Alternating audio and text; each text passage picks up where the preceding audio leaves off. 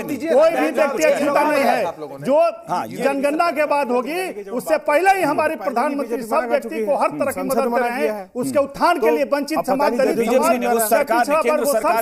योजनाएं चलाई जा रही है और अनगिनत योजनाएं चल रही है। जब वो मना कर चुकी है तो समझ आना चाहिए कि पहली बार भारत के इतिहास में ऐसा होगा कि एक पार्टी केंद्र में सिर्फ मना कर रही है, उसी से बात करने वाले हैं, उसी से पूछ रहे हैं कि हम हाँ करें कि ना करें। अब बात कम करते हैं कि भाई जाते नहीं, तो इसका मतलब क्या जेडीयू को बीजेपी को छोड़कर आगे बढ़ना चाहिए? देखिए वो उनकी इच्छा है। नहीं, उनकी इच्छा कैसे? उनकी इच्छा नहीं होगी ना। नहीं, क्लियर स्टैंड होना चाहिए ना।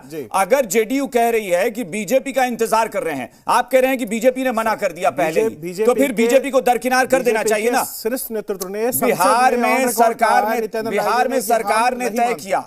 देखिए बिहार सरकार का अपना पहल है, तो अपनी पहल है तो बीजेपी उस सरकार में शामिल है ना। देखिए बीजेपी सरकार में शामिल है तो बीजेपी तो मना कर सकती है, कोई भी डिसाइड तो केंद्र से होता है ना, संसद वगैरह मना कर रहे हैं, बिहार इस चीज को नहीं मानते हैं। बिहार ने अपने खर्च पर कराने की बात की है, वो केंद्र तो पूरे देश में करा रहा था, बिहार अपना राज्य खर्च कर रहा है, वो केंद्र का तो मकसद मतलब ही नहीं है ना। बिहार खर्चे में करवा रहा है। अब ये भी जान लीजिए कि इससे पहले कहां हुआ है, कहीं हुआ है क्या? कर्नाटक में हुआ है। कर्नाटक में फेल हो गया, नहीं डिस्क्लोज हुआ, 2011 में हुआ, डिस्क्लोज हुआ क्या?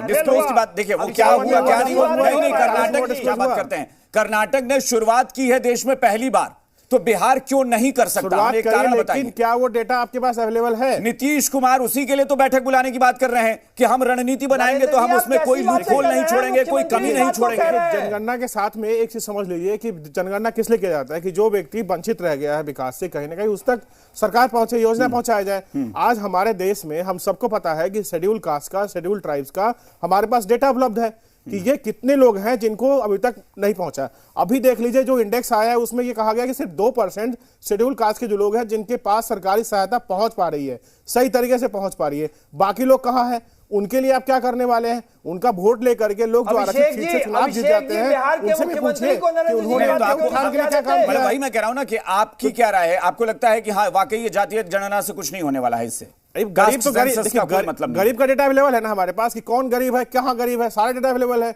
उस पर योजना बनाइए, उस पर काम करिए, विकास तभी तो होगा ना। कि आपका धर्म क्या है, जाति क्या है, इस पे विकास होता है। बिहार गलत ट्रैक पर जा रहा है। बिल्कुल गलत ट्रैक पे है। आपको विकास के लिए तो सिर्फ ये चाहिए कि आदमी गरीब है, मजदूर है तो मजदूर है। आज शेड्यूल कास्ट के लोग पहले भी गरीब थे बेचारे, आज भी गरीब है। उनके लिए हम क्या कर रहे हैं?